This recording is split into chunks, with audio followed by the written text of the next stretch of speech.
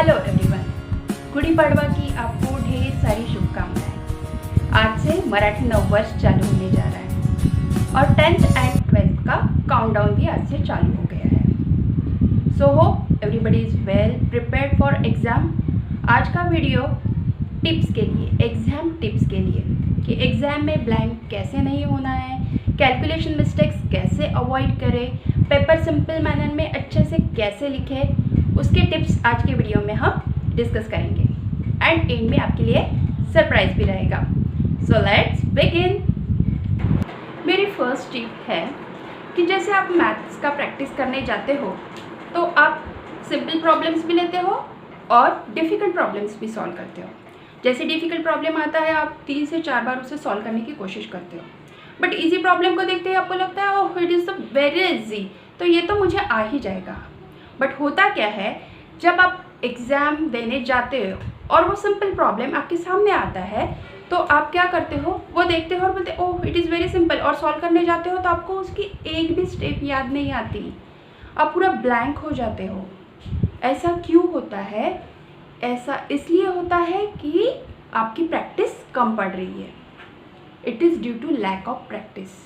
सो मेरा कहने का मतलब यही है कि आप अगर प्रैक्टिस करते हो तो इजी प्रॉब्लम भी आप 5 टाइम्स सॉल्व करो एंड डिफ़िकल्ट प्रॉब्लम्स भी आप 5 टाइम्स सॉल्व करो। तो क्या होगा, जो स्टेप्स आप प्रैक्टिस कर रहे हो वो आपके सबकॉन्शियस माइंड में आ जाएंगी और फिर आपको एग्ज़ाम टाइम में उसको रिकॉल करने को टाइम नहीं लगेगा। ठीक है, जैसे आप साइकिल चलाना सीखते हो, तो आपका पूरा फोकस जो होता है वो बैलेंस पे होता है। आप बैलेंस कर करके साइकिल चलाना सीखते हो। एक बार आपको बैलेंस आ जाता है फिर आप आराम से साइकिल चला सकते हो और फिर आप साइकिल पे कॉल पे फ़ोन पे भी बात कर सकते हो। और उसके बाद तो इतनी प्रैक्टिस हो जाती है कि कभी आप हैंडल छोड़ के चलाते हो, कभी पैडल छोड़ के चलाते हो और क्या क्या एक्सरसाइज करके आप साइकिल चलाते हो। आपने ये सब किया है, I know that. So the same thing, practice makes man perfect ऐसे ही नहीं कहा जाता। प्रैक्टिस करते हो तो सब चीज़ें सबकॉन्शियस माइंड में आ जाती है और आपके माइंड को इतना काम नहीं करना पड़ता। This is a simple tip, आपको बस प्रैक्टिस करनी है। ओके, मेरी सेकंड टिप जो है वो ये है, सपोज मैं 10th की स्टूडेंट हूँ, मुझे पता है कि मेरा ट्रिग्नोमेट्री बहुत अच्छा है, मेरी स्ट्रेंथ है मेरा ट्रिग्नोमेट्री, बट प्रोबेबिलिटी मुझे इतना अच्छा नहीं जमता है। तो मैं क्या करूँगी, प्रोबेबिलिटी जो है उसका प्रैक्टिस ज़्यादा करूँगी because I am weak in probability. But मेरा स्ट्रेंथ जो है ट्रिग्नोमेट्री, उसका लगेगा मुझे इसके तो मैं मार्क्स आराम से ले लूँगी, 100%, इसका आधा मार्क्स भी मैं जाने नहीं दूँगी और प्रोबेबिलिटी पे वर्क करूँगी। उससे क्या होगा, मेरा जो ट्रिग्नोमेट्रिक के तरफ जो ध्यान है वो कम होता जाएगा और उससे क्या होगा, मेरे जो गारंटीड मार्क्स हैं वो भी मुझे नहीं मिलेंगे, बट मैं प्रोबेबिलिटी जो मेरा वीक है उसको स्ट्रॉन्ग बनाने जा रही हूँ, तो मुझे ओवरऑल जितने मार्क्स मिलने थे वो तो मिलना ही नहीं है।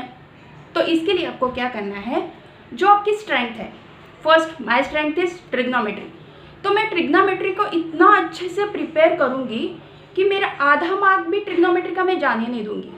उसके बाद मैं प्रोबेबिलिटी जो मेरा वीक है उसे और स्ट्रॉन्ग बनाऊँगी। ठीक है, तो मेरा ट्रिग्नोमेट्री का जितना भी मार्क्स है वो तो कंफर्म है, प्लस मुझे प्रोबेबिलिटी का भी मार्क्स मिल गया, तो मेरा बेनिफिट होगा इस चीज़ से। ये कैसे हो गया, सोचो, लाइक सपोज एक आध सेलिब्रिटी हमको दिखता है तो हम क्या बोलते हैं, वो बहुत अच्छा लग रहा है, तो नेक्स्ट टाइम हमारे दिमाग में क्या ख्याल आता है, उसने बहुत अच्छे से मेकअप किया है। बट मेकअप मैन का काम क्या है, हम बोलते हैं जो ख़राब चीज़ें हैं वो अच्छे से वो दिखाता है, बट उसका काम वही है, जो वीक पॉइंट्स है, जो वीक फीचर्स है उसे वो अच्छा बनाता है, but at the same time जो अच्छे फीचर्स है उसे वो बहुत अच्छा बनाता है। सो दिस इज़ इम्पॉर्टेंट, हमारी जो स्ट्रेंथ है उसे हमें बहुत अच्छा बनाना है और जो वीक है उसे भी स्ट्रॉन्ग बनाना है। इससे हमें डबल बेनिफिट मिलेगा, जो स्ट्रॉन्ग है वो तो मिलना ही है श्योर, और जो वीक है उससे भी बेनिफिट मिलेगा। So this was my second tip. अभी मेरी थर्ड टिप क्या है, थर्ड टिप यह है कि हम जब मैथ्स का पेपर सॉल्व करने जाते हैं तो क्या होता है, कैलकुलेशंस में हमारे मार्क्स चले जाते हैं। ठीक है, एक प्रॉब्लम लिया, सॉल्व करने जाए, मैथ्स का पेपर है, बिना कैलकुलेशन का तो सॉल्व नहीं होना है, तो ठीक है हम कैलकुलेशन करते हैं, सॉल्व करते हैं, आंसर लिखते हैं और नेक्स्ट प्रॉब्लम की तरफ चले जाते हैं। तो मैं आपको बताना चाहती हूँ आपको करना क्या है। आपको ये करना है, जैसे प्रॉब्लम सॉल्व हो जाता है आपको फिर से वही प्रॉब्लम जो है वो चेक करना है, कैलकुलेशन अच्छे से चेक करने हैं, ठीक है। इससे क्या होगा, अगर कैलकुलेशन में कुछ मिस्टेक हो गई है, वो टाइम पे कैलकुलेशन में कोई भी मिस्टेक अगर आपसे हो गई है तो वो आप नोटिस कर पाएंगे। अगर एंड में आंसर डिफ़र कर रहा है तो आप चेक कर लो कैलकुलेशंस कौन से सही है कौन से गलत है, वो टाइम पे आप अच्छे से चेक कर पाओगे। 30 सेकेंड लगेंगे ज़्यादा से ज़्यादा, 30 सेकेंड में पूरा चेक हो जाएगा। बट अगर आप डिसाइड करते हो कि ये प्रॉब्लम सॉल्व होने के बाद नेक्स्ट लूँगा और एंड में मैं सब चेक करूँगा, तो जब एंड में वो प्रॉब्लम के पास जाएंगे तो आपका कंसिडरेशन क्या है, एक्स क्या है, वाई क्या है, वो सब चेक करते करते ही आपको टाइम लग जाएगा। तो वो 30 सेकेंड में आप जो कैलकुलेशन के आपके जो प्रॉब्लम्स है या जो भी मिस्टेक्स है वो ओवरकम कर सकोगे और आपके आंसर भी बराबर आएंगे एंड कैलकुलेशन मिस्टेक्स 0 हो जाएंगे। This is my last tip. So these are my 3 tips. मेरे स्टूडेंट्स को मैं हमेशा ये टिप्स बताती हूँ which are tried and tested. सबको इससे बहुत बहुत बेनिफिट हुआ है, आप भी ट्राई करो, आपको भी बहुत बेनिफिट होगा। ट्राई करके देखो तो आपके मैथ्स के पेपर एकदम इजीली आप सॉल्व कर पाओगे। वीडियो की इनिशियल में मैंने आपको बोला था आपके लिए एक सरप्राइज़ है, तो सरप्राइज़ ये था कि एक पोएम था, परीक्षा मैंने पढ़ा था, वही आपके लिए बता रही हूँ। परीक्षा क्या है, 3 घंटों का खेल है, जमा तो सब कुछ नहीं तो बर्बादी है। टाइम टेबल लगा है, गेसिंग भी चालू है, 5 साल पूर्व के पेपर्स भी सॉल्व है। 2 दिन परीक्षा को है, बड़े ही महत्वपूर्ण है, पास नहीं हुए तो 1 साल की बर्बादी है। परीक्षा के दिन आए हैं, हृदय में बड़ी धड़कन है, फिर भी हम घबराते नहीं क्योंकि हर साल आदत से मजबूर जो है।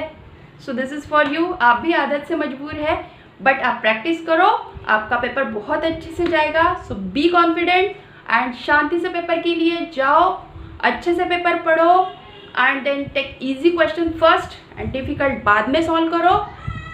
सब अच्छे से सॉल्व करके आ जाओ। All the best and thank you.